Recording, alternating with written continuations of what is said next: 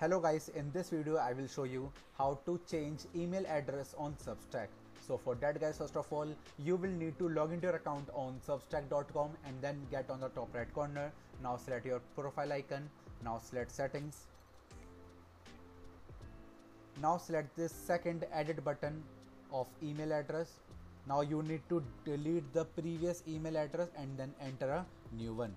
Now select on save. Now you need to again sign into Substack so that you can verify the new email address. Now select on continue. Now they have sent a confirmation email to your new email address, so that you need to click the link in that email so that you can verify for them. So that's how you guys can successfully change your email address on Substack. So that's how you guys can do it, and that's it for the video now. If you find this video helpful, then make sure to share this video with your family and friends, and also subscribe to our channel for more such content, and thanks for watching.